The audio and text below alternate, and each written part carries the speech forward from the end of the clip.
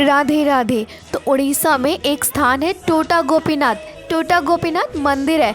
वहाँ पर एक पुजारी रहते थे। वो प्रभु जी की सेवा करते थे, लेकिन उनकी उम्र हो रही थी, जिसकी वजह से उनकी कमर झुक रही थी। और जब वो पुजारी प्रभु जी को चंदन लगाते या पूजा करते, उनकी कमर झुकी थी। इसकी वजह से जब वो चंदन लगाते तो कभी आँख पे लग जाता, कभी गाल पे लग जाता, कभी होंठ पे लग जाता। मतलब चंदन सही जगह पर वो नहीं लगा पा रहे थे। तब सभी दर्शनार्थी बोलते, पुजारी जी आपने गोपीनाथ जी को चंदन सही से नहीं लगाया, देखो कान पे लगा दिया, कभी नाक पे लगा दिया, कभी आँख पे लगा दिया। तो ये सब सुनकर पुजारी जी को बहुत बुरा लगता।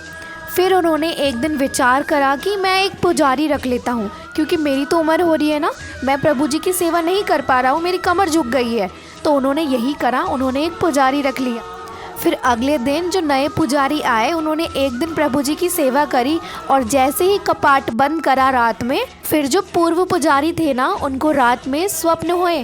प्रभु ने कहा कि देखो मुझे आपसे ही पूजा चाहिए, आप ही मेरी पूजा करोगे, कोई और मुझे स्पर्श नहीं करेगा, आप ही चंदन घिसो, आप ही चंदन लगाओ, और आप ही मेरा श्रृंगार करो, आप ही मेरे को वस्त्र पहनाओगे। पुजारी जी स्वप्न में कहता है, मुझे बड़ी प्रसन्नता हुई कि आप मेरे स्वप्न में आए हैं, लेकिन मैं क्या करूं, मेरी तो उम्र हो गई है ना, मैं कैसे करूं आपकी सेवा, मैं चंदन सही जगह पर नहीं लगा पा रहा, और मेरी तो कमर भी झुक गई है, मैं सही से सेवा आपकी नहीं कर पा रहा। फिर ठाकुर जी बोलते हैं, मुझे नहीं पता, कल पुजारी नहीं आना चाहिए, वो दूसरा वाला, तुम ही आओगे और तुम ही मेरी सेवा करोगे। बेचारे पुजारी जी प्रसन्न भी हो रहे थे, रो भी रहे थे। रो इसलिए रहे थे क्योंकि वो सेवा नहीं कर पा रहे ढंग से, और प्रसन्न इसलिए हो रहे थे कि ठाकुर जी उनके हाथों से ही सेवा चाहते हैं। और दूसरे दिन जैसे ही वो मंदिर में जाते हैं मंगला के वक्त, तो वो देखते हैं कि प्रभु जी जैसे हम लोग बैठते हैं सुखासन पर, वैसे ही वो बैठे हैं।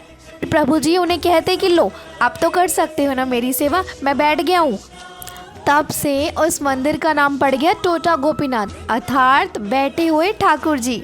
राधे राधे।